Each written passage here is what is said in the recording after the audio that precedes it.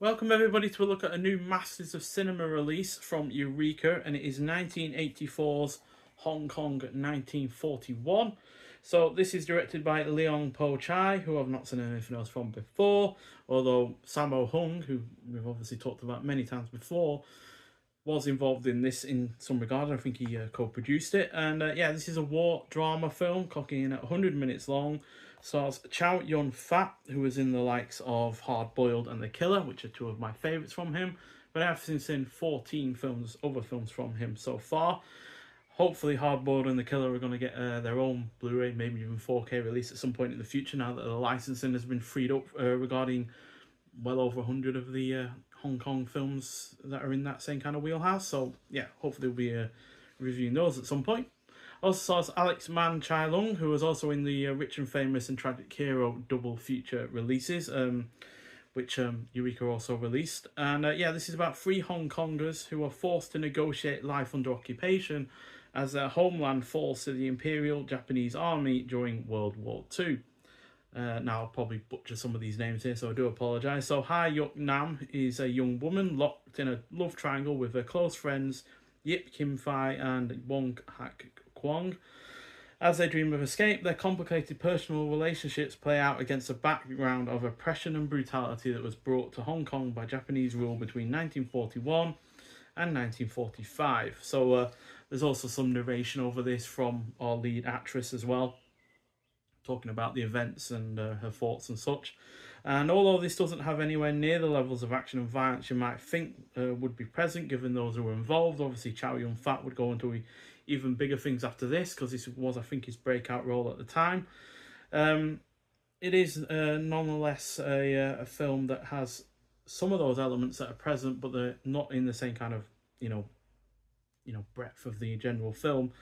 But they are still well done. But this is, however, much more focused on its characters, their interactions, and the characterization, while all being done effectively within the world they inhabit of oppression and war. It is also well paced, generally engrossing, has solid production value, the cast is good, the romance aspect is convincing, there is some thematic weight to it, and what action and violence there is still really, really well done. It is as efficient and proficient as other films from the time. It just so happens that there's not quite as much of it. There's a decent amount, especially towards the end, and there is some violent acts in it that are quite shocking in regards.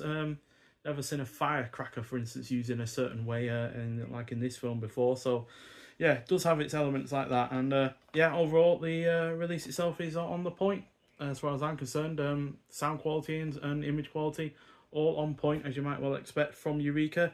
It has had a 4K restoration, and that means a 1080p HD presentation on the Blu-ray. And yeah, looks really good. And what I really like as well is that they've opted to have new artwork on the slipcover, which has been done by Time Tomorrow, limited edition old card, by the way.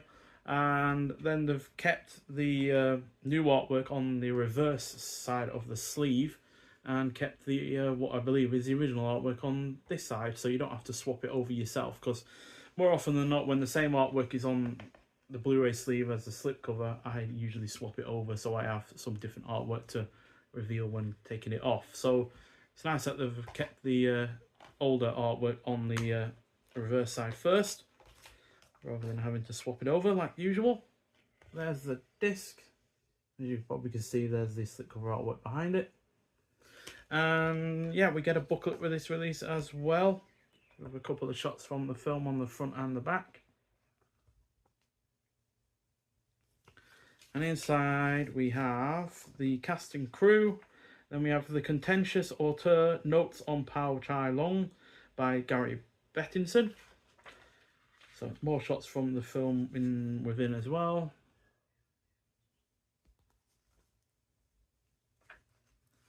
And yeah, that's the only write-up there. Then we have in the back viewing notes, special note, Blu-ray credits, etc. So yeah, as decently sized as these booklets come from Eureka in these releases, quite frankly. And yeah, we also have the original Cantonese mono audio track, as well as the optional English dub. I only watched it in Cantonese, so I'm not sure how the English dub sounds, but that's something you'll have to find out yourself if you're going to buy this one. But I always prefer to go in the native language. There is some English in this though, because obviously Hong Kong was a British colony during the period that this is set. So there is going to be some English in there regardless of what version you choose, but it's not the main language that is used in there. But the optional English subtitles have been newly translated for this release. Then you got new audio commentary by East Asian film expert Frank Yang, and then you got new appreciation of Hong Kong 1941 by film writer, programmer, and East Asian film expert Tony Raines. Then you got Crossing Cultures, an interview with Chi-Leung by Frederic Ambrosine. I imagine that's quite a older one because he did a lot in the early 2000s of those kind of interviews. Then we've got Po-Chih on Hong Kong 1941 and cultural identity, which was shot in 2023 at Masterclass at Udine FEFEF. Not sure what that stands for. And then 2 archival interviews with Chow Yun-Fat. Then we've got 3 archival interviews with Celia Yip. She's the lead actress in this. Didn't mention her because I've not seen anything from her before. Then we've got an archival interview with Po-Chih, theatrical trailer, and the booklet and the slipcover that I've already shown. So yeah, overall a really rather solid film. 4 out of 5 from me. Did expect it to be a little bit more action orientated, especially given the artwork that we have going on here. But quite frankly, most of that happens in the final act. So yeah, but it's still in a really rather effective war drama, and the cast sells it, and it is generally well paced, like I said. So it's managed to keep engrossing while ultimately not outstaying its welcome. So yeah, on the whole, a really rather solid effort, even if it's not quite the film that I expected it to be. But I like to be surprised, and this did surprise me in a positive way. So that's only a good thing, quite frankly. So yeah, nonetheless, so if you have seen this film before, I'd like to hear your thoughts on it. But thank you for watching, and I'll see you in the next one. Bye.